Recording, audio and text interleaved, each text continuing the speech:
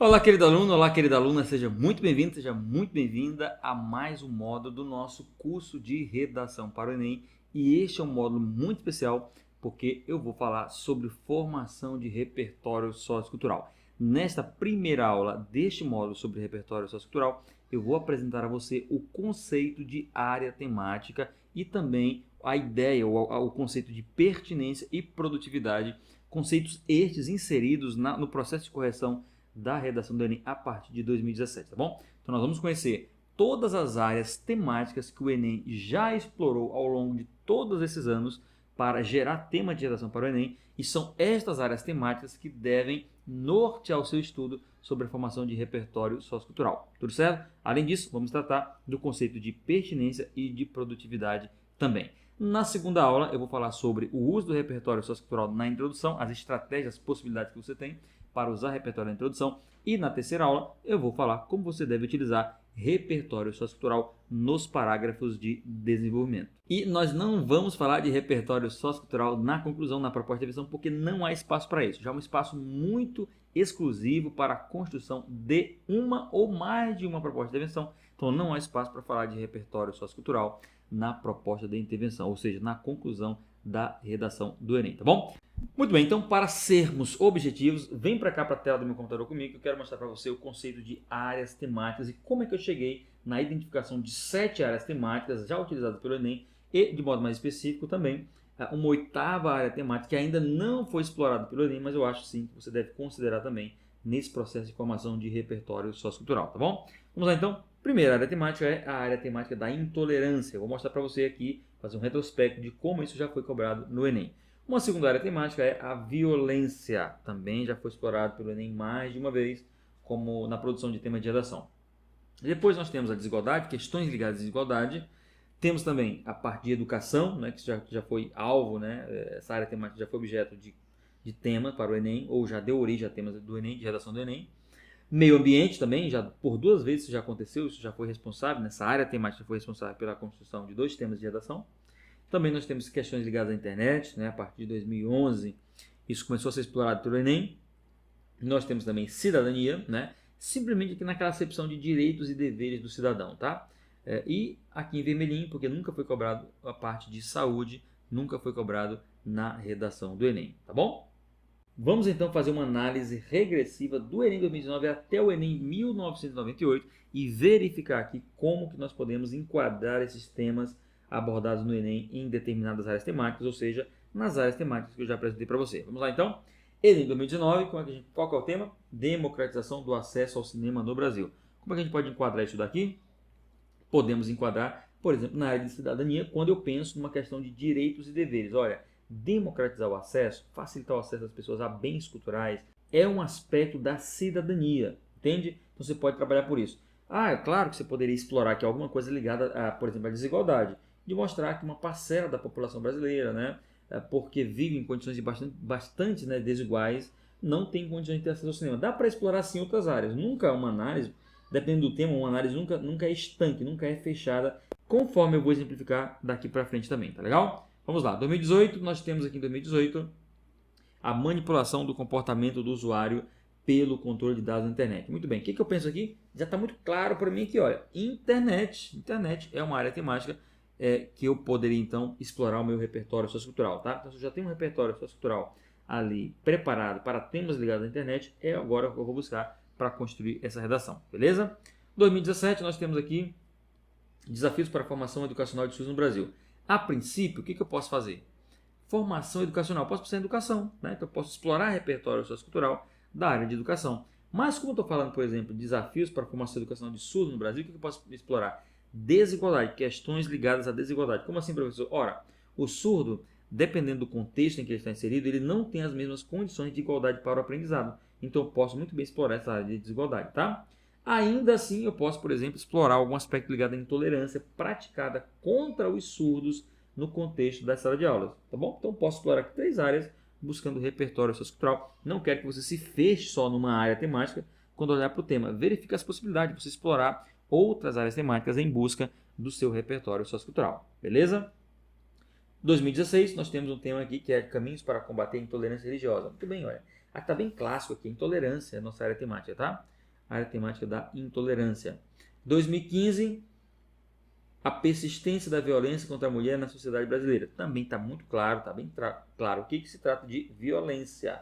É uma violência específica contra a mulher, mas sim, estamos trabalhando dentro da área temática da violência. E aí, 2014 é um tema de publicidade infantil em questão no Brasil, que é um tema ligado à cidadania. Por quê? Porque, na verdade, envolve questão de direitos aqui, por exemplo. Né?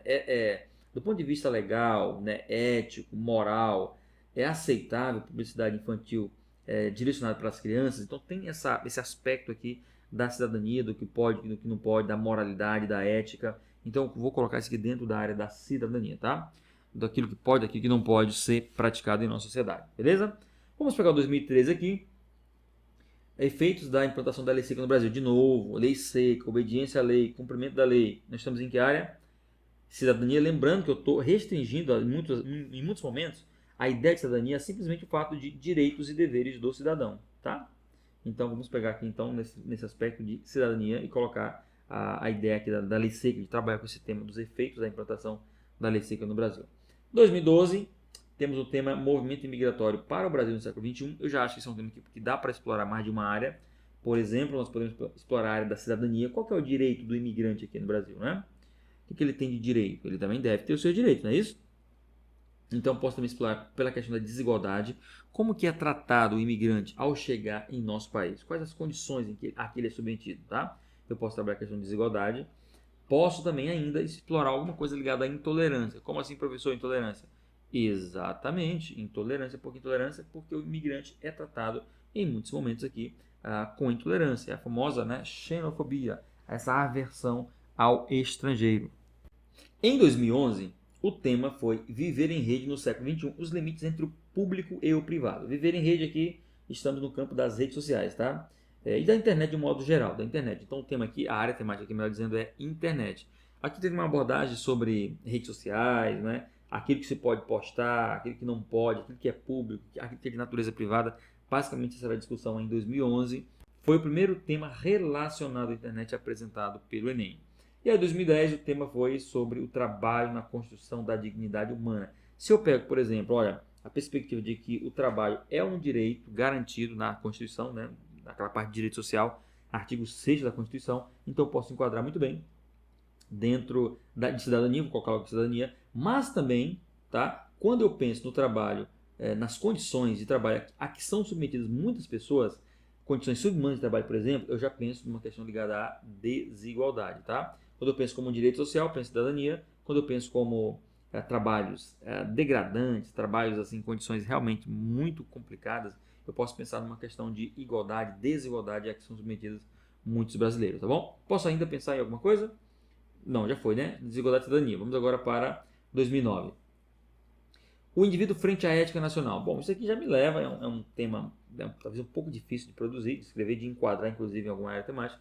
Mas dentro das 8 áreas temáticas que eu apresentei para vocês, eu enquadrarei esse tema aqui na parte de cidadania. Porque fala de ética nacional, né? Então dá para pensar isso aqui sobre aquilo que deve, aquilo que não deve, aquilo que é moral, aquilo que não é moral.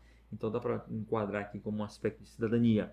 2008, o tema ambiental. Como preservar a floresta amazônica? Suspender imediatamente o desmatamento, dar incentivos financeiros a proprietários que deixarem de desmatar, ou aumentar a fiscalização e aplicar multas a quem desmatar. Então, um tema ambiental, já com algumas possibilidades aqui, né?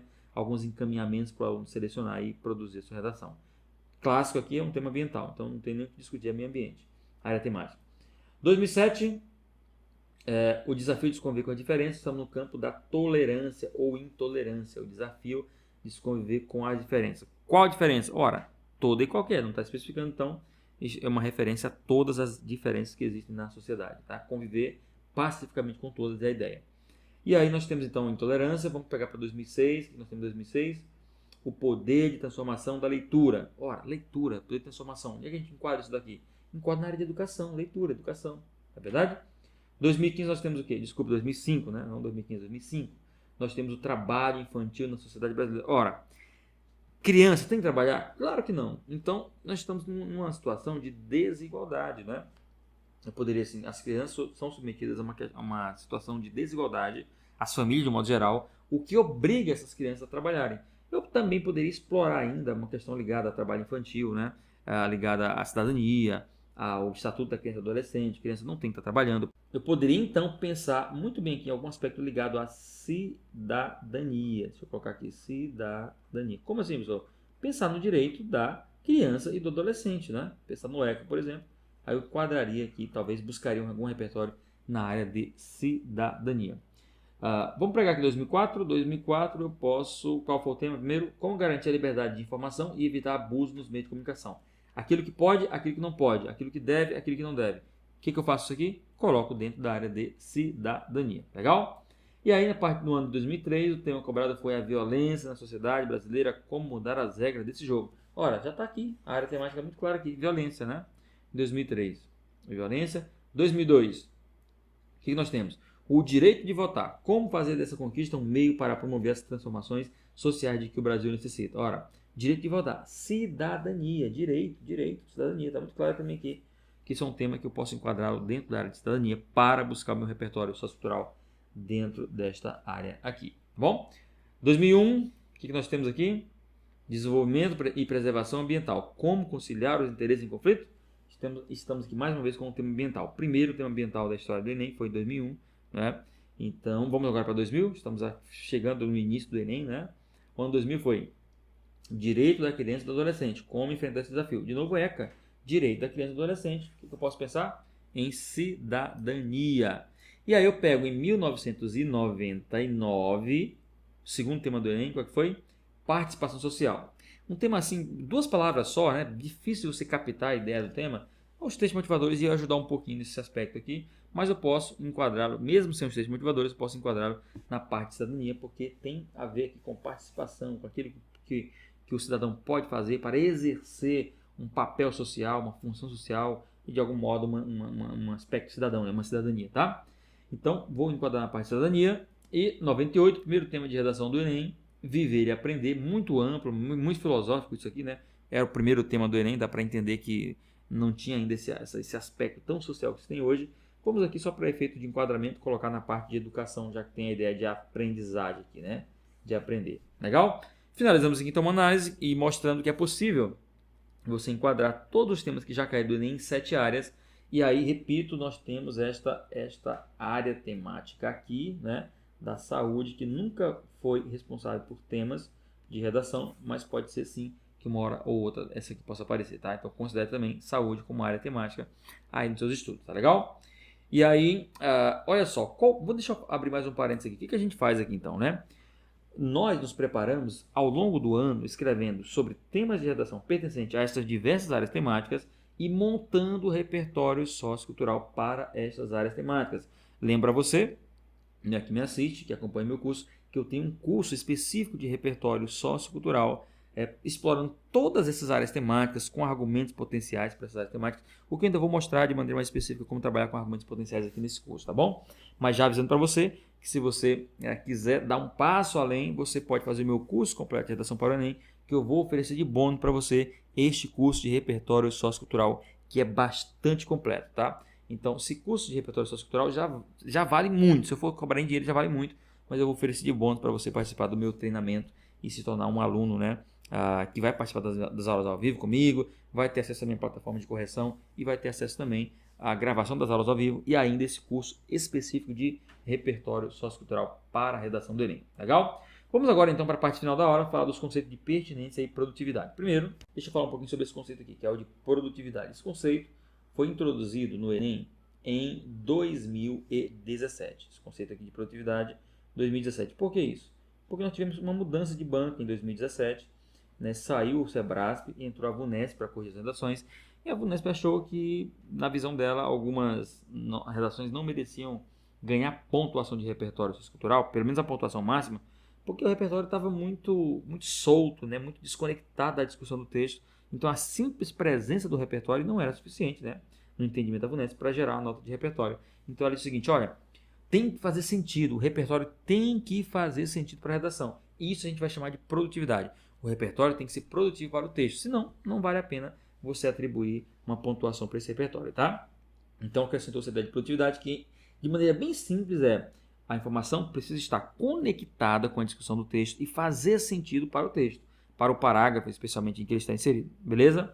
Agora, a VUNESP também facilitou, aliviou um pouquinho, porque ela diz o seguinte, ó, quando a informação não tiver relação com o texto, não for produtiva, não fizer muito sentido, vamos dar 160 para essa redação na competência 2. E quando o repertório for produtivo, aí nós vamos atribuir 200 pontos. Ou seja, mesmo quem fizesse uma citação de qualquer jeito, desconectada, sem sentido para o texto, ainda levava 160, o que era bom, né? Não ficava com 120, ia para 160. Pois bem, chegou o 2018, trocou a banca mais uma vez de correção, não seria mais a VUNESP, né? Passou a ser agora a Fundação Getúlio Vargas, inclusive, eu não sei quando você me assiste, mas até 2020, 2018, 2019, 2020, a Getúlio Vargas ficou responsável pela correção das redações. Se você quiser saber quem é a banca para o futuro, se estiver assistindo esse curso no futuro, aí vai lá no Instagram e me pergunta que eu posso informar quem que é a banca responsável pela correção. Se você estiver assistindo aí depois de 2020, né, 2021, 2022, essas bancas elas mudam de tempo em tempo, há uma mudança nas bancas responsáveis pela correção. Pois bem, em 2018, a FGV disse o seguinte, olha, negativo, FGV negativo, esse negócio de dar nota para qualquer tipo de repertório. Não, vamos introduzir mais um conceito, que agora é o conceito de pertinência. O que quer dizer isso? Ora, pertinência é uma relação de sentido que a informação tem que ter com o tema da redação. Se o repertório mobilizado sequer tem relação com o tema da redação, nós não vamos dar nada. Esse é um repertório que vai valer 0, ou seja, a redação vai ficar limitada a 120 pontos se o repertório sequer for pertinente. Só que aqui nós temos um probleminha, né? Gerou-se um probleminha. Qual que é o problema? Deixa eu limpar a tela aqui. Se a pertinência é relação de sentido com o tema, o que dizer daquele repertório, R de repertório, que tem relação com o argumento? Ora aí, ele é pertinente ou não? Tá vendo? Então gerou um probleminha no processo de correção, porque a pertinência é relação de sentido. Então muitos avaliadores passaram a entender e a interpretar que a pertinência só existe quando o repertório mobilizado tem relação com o tema. Mas isso não é verdade. Eu vou mostrar aqui para você que a própria FGV interpretou da seguinte maneira. Ela não disse isso claramente, tá? Eu que vou exemplificar aqui. Pertinência pode se dar de duas maneiras. Então, eu vou anotar aqui. Não está explícito no material de capacitação dos corretores. É uma interpretação minha desse material, tá? A partir do que a banca diz. A pertinência ela pode ser direta, ok? Ou ela pode ser indireta. Como assim, professor? Direta é quando a relação de sentido do repertório com o tema é imediata. Vou dar um exemplo aqui para você entender melhor. Digamos, pegamos o Enem 2017. Desafios para a formação educacional de surdos no Brasil. Alguém começou a redação falando do Beethoven, que foi perdendo a audição, ficou surdo ao longo da sua vida. Ora, pertinência direta. O tema fala de surdo e o meu repertório fala de surdez do Beethoven. Pertinência direta. O que é a pertinência direta, então? Indireta, então. É quando o repertório tem relação com o argumento, tá? Aqui, ó, a pertinência, o repertório tem relação com o tema, e na pertinência indireta, o repertório tem relação com o argumento, mas como esse repertório faz sentido para o texto, e especialmente para o parágrafo em que ele está inserido, então que a gente diz que a pertinência se dá de maneira indireta. Por quê? Porque nesse caso, olha, o repertório é produtivo, e toda vez que um repertório é produtivo, obrigatoriamente, ele já é pertinente. O contrário não é verdadeiro. Se o repertório for pertinente, não necessariamente ele é produtivo. Mas se ele for produtivo, ou seja, se ele fizer sentido para a redação, automaticamente ele já passou, já cumpriu a exigência de pertinência. Portanto, que eu chamo de pertinência indireta. Agora, qual que foi o problema que eu presenciei em 2019, por exemplo, a partir de 2018, mas de maneira mais acentuada em 2019? Percebi em 2019 que muitos avaliadores não estão entendendo a pertinência indireta, ou seja, não deram 200 pontos quando o aluno apresentou somente repertório para os argumentos. Então eu elaborei uma estratégia em 2020 para evitar isso, para evitar que você caia na mão de um corretor que não entendeu muito bem esse processo e não gosta de dar 200 pontos quando o repertório é tudo para os argumentos. Eu já identifiquei o problema e já também apresentei uma maneira de superar essa barreira, tá? Agora deixa eu voltar aqui para a nossa tela. Vamos acompanhar aqui, ó. Por exemplo, esse slide aqui, que é um recorte do material de capacitação dos corretores, inclusive esse material foi divulgado em 2019, né, em 2020, melhor dizendo, ficou público, era um material restrito, exclusivo do pessoal da correção, dos desenvolvidos na capacitação da correção, né, os corretores, efetivamente. Isso aqui agora se tornou público, tá? Então nós podemos comentar abertamente sobre isso. Vamos ler esse trecho comigo aqui, ó. Não vou ler o fragmento da redação, o que me importa é o comentário aqui. Isso, a gente vai poder extrair aqui tirar algumas conclusões desse comentário. Vamos lá. Nesse trecho, E verifica-se que o participante apresenta repertório legitimado na menção à Constituição brasileira. Ou seja, aqui, ó, quando ele se refere à Constituição, o repertório é legitimado. Aqui, ó. Tá? Sem pertinência ao tema, na referência direta. Ou seja, ó, sem pertinência direta. Não tem pertinência direta, segundo aqui a interpretação, já que o tema de 2018 fala sobre manipulação do comportamento do usuário pelo controle de dados na internet. Então, quando eu olho exclusivamente para o tema, eu não vejo a pertinência direta, tá? Mas vamos continuar lendo. Observe que o trecho todos são livres e possuem liberdade de escolha, não recupera os elementos do tema manipulação do comportamento e ou controle de dados, nem se associa à internet. Agora vamos lá. Contudo, a pertinência ao tema é encontrada no uso produtivo, ou seja, quando o repertório é produtivo, automaticamente ele se torna pertinente, é o que eu expliquei para vocês lá atrás.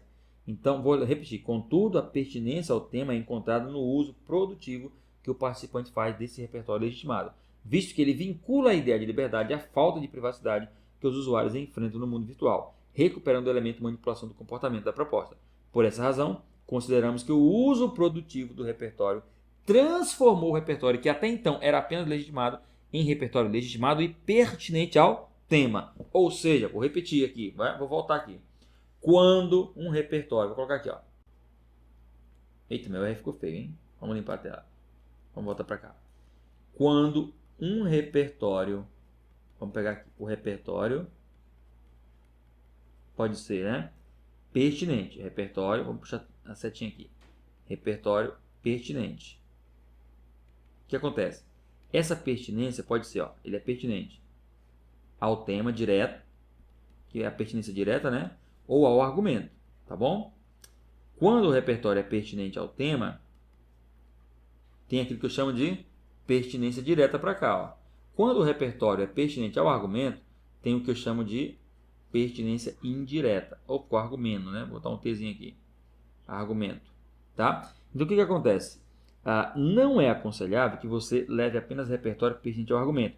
Pelo manual, quando você traz um repertório pertinente ao argumento, mas alcança a produtividade, ou seja, faz bom uso dessa informação, de maneira que o repertório passa a fazer sentido para o texto, você alcançou a produtividade. E quando você alcança a produtividade, automaticamente o repertório transforma-se em pertinente, tá? Mas repito, não confie nisso. Está muito claro aqui, ó, muito claro mesmo, está transparente nesse comentário aqui, que a pertinência pode ser direta ou indireta, mas você vai ver que dentro desse modo de repertório, que não é aconselhável seguir apenas esta observação de que você pode simplesmente trazer repertório para o argumento, tá? Não funcionou para todo mundo em 2019 e eu recomendo agora não fazer somente isso. Ou seja, você precisa de pelo menos, por uma questão de segurança, de um repertório sociocultural relacionado ao tema para a sua redação. E fica tranquilo que eu vou te dizer como fazer isso. Agora, se você quiser ver o jeito que eu faço no meu curso de repertório, aí você precisa fazer parte do meu curso de repertório sociocultural, que eu vou, repito, vou te entregar de bônus. Se você quiser comprar o meu curso de repertório exclusivo, você pode adquirir. Mas eu acho que sai melhor para você entrar no meu curso de redação e receber como bônus esse curso de repertório, tá? Faz mais sentido para você, porque você vai ter mais vantagens em relação a isso. Se você quiser entender como é que eu trabalho a formação de repertório sociocultural pertinente ao tema, né, no meu curso de repertório, aí eu vou te mostrar como fazer isso, tá legal? Eu vou te dar a dica aqui e você vai tentar fazer isso. Agora, se você não quiser, por conta própria, ficar se esforçando para fazer isso, aí vem comigo no meu curso que eu vou te ensinar como fazer, beleza? Legal, então. Vamos pegar aqui um exemplo de pertinência. Vamos falar um pouquinho mais da pertinência, né? Já expliquei um pouco sobre isso, mas vamos dar uma ideia aqui, mais uma imagem mais visual para vocês. Ela pode ser direta ou pode ser indireta. Como é que ela é direta? Quando o repertório é para o quê? Tem relação com o tema. Quando a pertinência é indireta, quando o repertório tem relação com o argumento. Só que ele se torna produtivo, tá? Legal? Vamos avançar. Exemplo de pertinência direta. Vamos lá.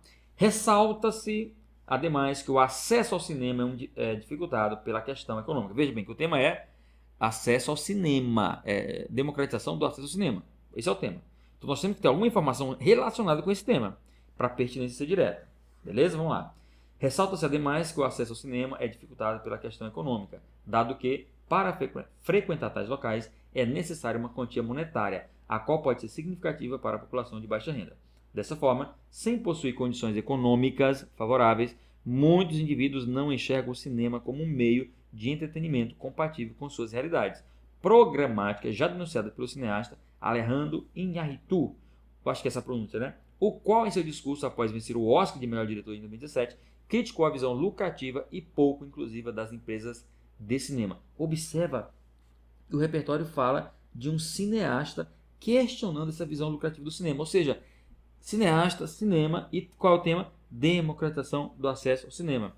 Claro que nesse caso aqui, nós temos um repertório que, além de ter relação com o tema, tem também relação com o argumento. Eu vou explicar melhor para você como é que isso funciona. Mas, a princípio, eu quero que você entenda que essa é uma pertinência direta, porque o repertório dialoga diretamente com o tema da democratização do acesso ao cinema no Brasil. Entendeu? Vamos agora pegar um outro exemplo de pertinência direta? Vamos lá. Em segunda análise, o alto valor cobrado nos ingressos do cinema contribui com a persistência do entrave em questão. Aqui é o argumento. Alto valor cobrado nos ingressos, tá? Esse aqui é o argumento. Vamos lá. Em face dessa realidade, é oportuno mencionar que, segundo o índice de Gini, o Brasil sempre esteve entre os 15 países com mais desigualdade social no mundo. Veja que o repertório agora fala de quê? De desigualdade social. Então, é um repertório que tem relação com o quê? Com o argumento de valor, alto valor dos ingressos. O repertório não fala de cinema, percebe? Então, a pertinência se foca sabe, de maneira indireta. Vamos lá. Agora, tem que fazer sentido para poder ser pertinente, tá?